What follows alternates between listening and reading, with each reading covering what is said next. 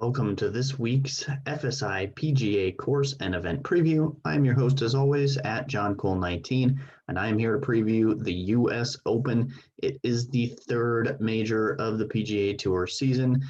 Super excited to get into the event. A quick shout out to Garrett Higo.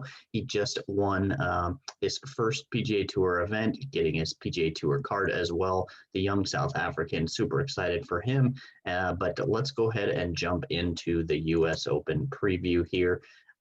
We are playing at Torrey Pines Golf Course in San Diego, California. This is the South Course.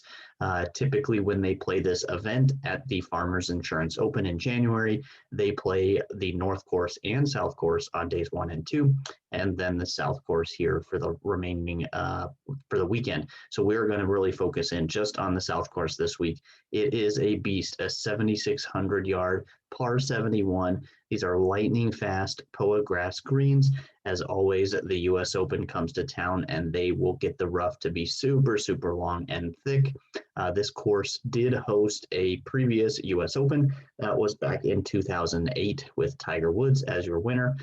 So not much to go on for US Open history, but we will absolutely be focusing on course history this week, but specifically looking at the Farmers Insurance Open.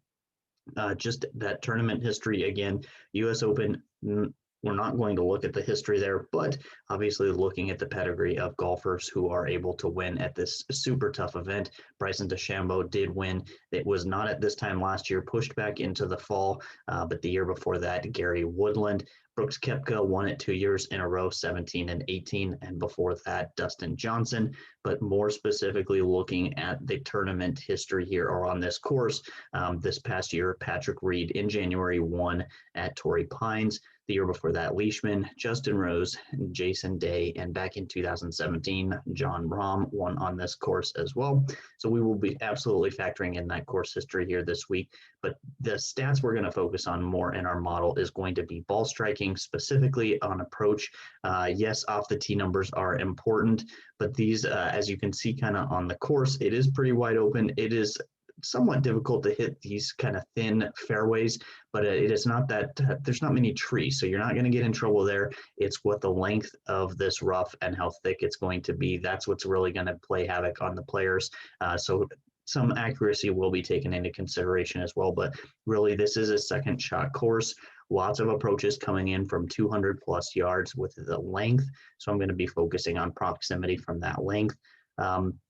Driving distance as well. The golfers who are long off the tee absolutely will get an advantage this week. We should see your guys like Bryson DeChambeau being able to move up a little bit, although he did fail here pretty bad on his last attempt, the Farmers Insurance Open.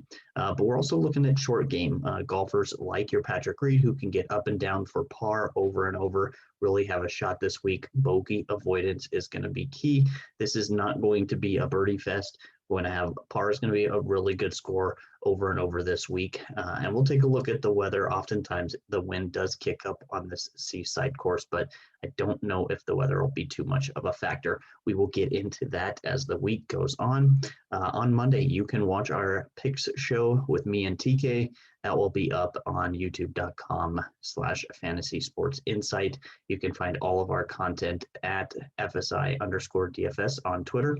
And you can find everything from me at JohnCole19 on Twitter. Thank you so much for watching and enjoy the US Open.